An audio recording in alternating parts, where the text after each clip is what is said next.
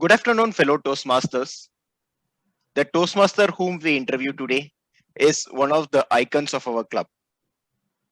With a career spanning over 30 years in the area of strategic media planning and buying for brand basis markets and consumer insights in his professional life, he is also one of the pioneer members of the Mulund Toastmaster Club.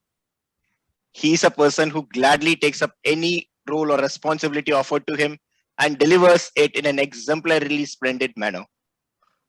We, the Synergy team, are proud to welcome Toastmaster Jose Raj, who has come amongst us to share his ideas in his words of wisdom. Over to you, Toastmaster. Raghavan. Thank you, Team Synergy. Yeah. And with that amazing introduction of our eminent Toastmaster Jose Raj, we would surely like to know how he was introduced to the club.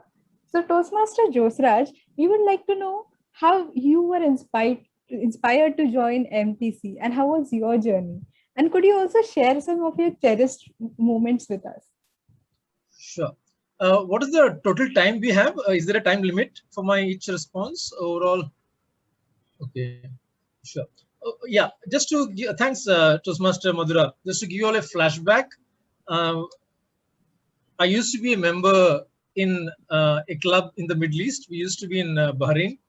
And when we came back some years back, I think it was about, 2007, I came back to Bombay. I was Toastmasters there, and I was looking around for a club. And unlike now, those days we didn't have too many clubs in Mumbai. I think there was Mumbai Toastmasters, Bombay Toastmasters, and Mulund. I think there were 3 or 4 clubs. I figured out this was the closest one. I stay in Kanjurmarg. I just gave a call to the VP head, and somebody landed up home, and and the club was just about maybe just chartered. So they saw my gray hair, and they said, hey, I'm already a member somewhere. They were happy to get take me on. That's the brief. Now I joined. Okay, thank you so much, Jose sir, for that. Yes, Mulund Toastmasters. Yeah. Thank you so much, Jose sir, for that.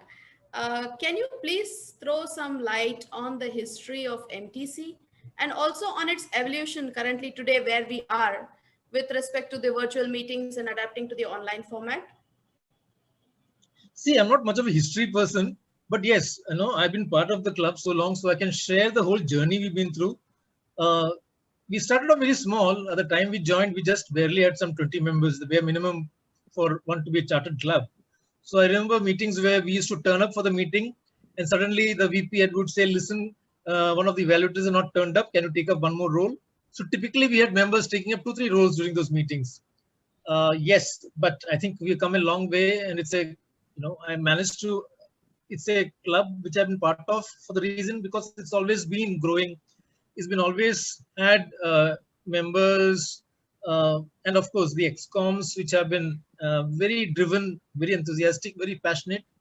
And I think it's been always, for me, it's been good to be part of this Mulund Toastmasters. There's always something new to learn. The new members have been inspiring.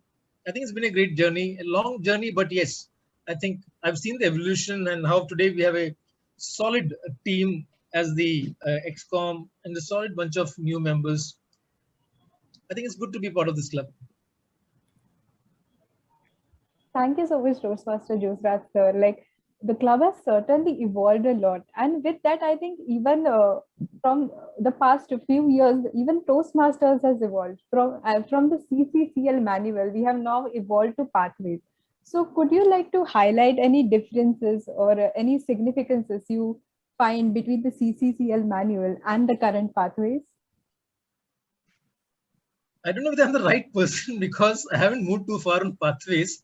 I think I'm still, maybe some other members would be better judge because I haven't done, but I think after having gone through all the various options, yes, it's a different path. And for people who were comfortable with the previous CC journey, might have thought it is dramatically different. Yeah, it was very straightforward those days, right? In the CC, we had a straightforward manual, each manual having 10 projects. you do, you cross one, you go to the next one.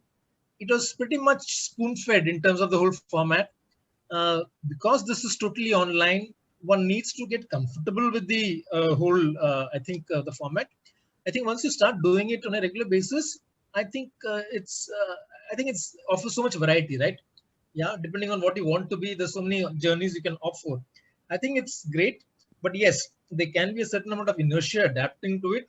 But I think if you speak to any of the members who have done great on this, be it Toastmaster Avinash, I think so many of our members have actually crossed so many levels. I'm sure they would be able to actually give you a sense of the comfort. I think happens after a certain point of, you really get into it, and I think it works well. I think it's far more dynamic, and I think it's a good way to move forward. Thank you so much. I think adaptation is the key here from that message. Could you please cite a few hurdles that a new Toastmaster has to encounter when he or she joins in? And what is your words of wisdom for them to overcome these hurdles, please? I think from my own example, typically most of us, when we join Toastmasters, we are shy public speakers. And I was one, I still am one. So I remember the first icebreaker I gave, but luckily we had that wooden podium in front of me. Nobody saw my legs rattling all the way. But yes, the initial days can be difficult, I think. And as members, I think it's up to for all of us to make the new member as comfortable as possible, feel like, make them feel accepted. And I like the format we try and use at Model Toastmasters. Typically, they have to do the some of the backup roles before they get into delivering the first project. So I think that gives them a sense of comfort. Yeah, so the initial days can be challenging, but I think it's onus is on the rest of the us as members as well to make their journey in the initial period as comfortable as possible. Does that answer? Yes, thank you so much, Toastmaster. Definitely what you said, we can resonate to that. And with that, I would like to request you to impart few words of wisdom to us fellow MTians.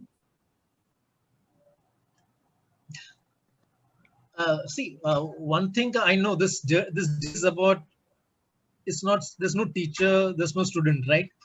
It's self-learning is the basic premise of Toastmasters.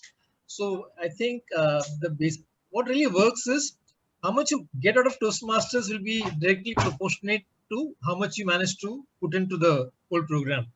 So I think that's the core philosophy of Toastmasters International. And I think once we accept that, once you understand that, I think one can really make it as fruitful as possible for us. The more you give in, try and volunteer for as many roles. Yeah, try and do not shy away from taking up in between. There are people who just drop out, and if the VP head calls you up, please go ahead and take it. I think it's all about being as participative as possible.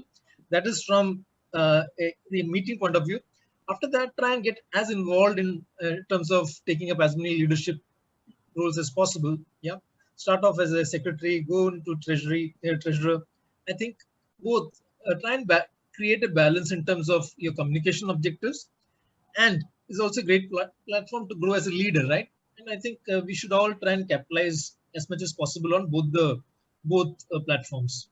That's my humble submission. Wow, that indeed, Toastmaster Joshraj sir, is words of wisdom that each one of us need to imbibe. Thank you, Toastmaster Josraj. That was a very informative and enlightening session for us. Thank you for your words of wisdom. Thank you, You're sir. most welcome. I'm grateful, and I'm sorry that we didn't, we are scheduled last week, I think, right? It had to be postponed. Toastmaster Vidya, you guys take care. Thank you so much, sir. Have a great evening. You all too. Enjoy your dinner. All the best. Thank you, sir.